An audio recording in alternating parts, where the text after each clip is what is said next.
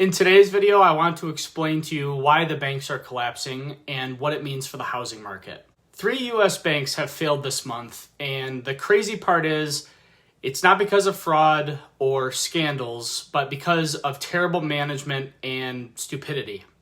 So I want to cover the recent largest banking failure, which is Silicon Valley Bank. It's important to know a little background on this story first. So Silicon Valley Bank was buying a lot of treasury bonds, and as we all know, inflation is still very high.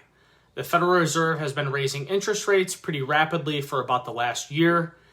Now, when interest rates go up, the price of bonds goes down.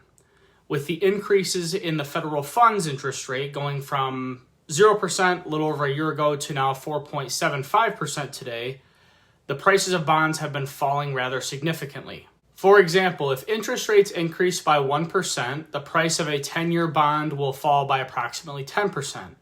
Longer duration bonds tend to be more sensitive to interest rate increases, and of course, rates have gone up way more than 1% in the last year.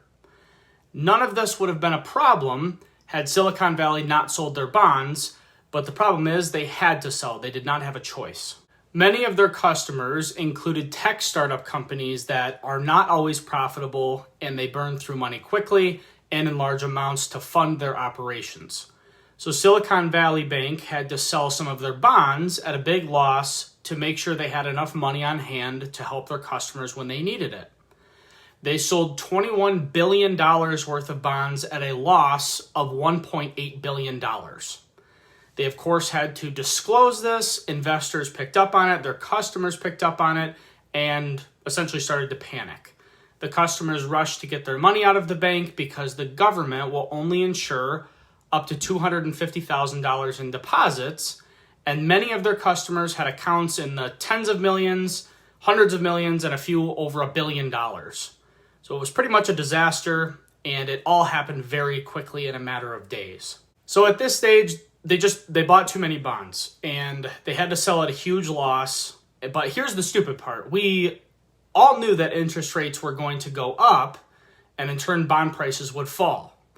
They screwed up on their own risk assessment and ended up not having enough cash on hand to essentially survive. So now I want to cover what this means for the housing market. This is a chart from one of the people that predicted the 2008 housing crisis named Michael Blurry, and he tweeted this the other day. There's a phenomenal movie made about his prediction called The Big Short that describes his bet against the housing market. And if you haven't seen it, you should definitely check it out. It's a great movie.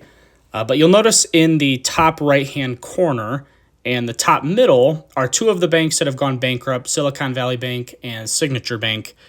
This chart represents banks that hold investments with unrealized losses on their books, meaning if they were to sell their assets, they would sell them at a loss, and it represents the number of deposits held over $250,000. You'll notice most of the large banks, such as JP Morgan, are below or relatively close to the median, which is good.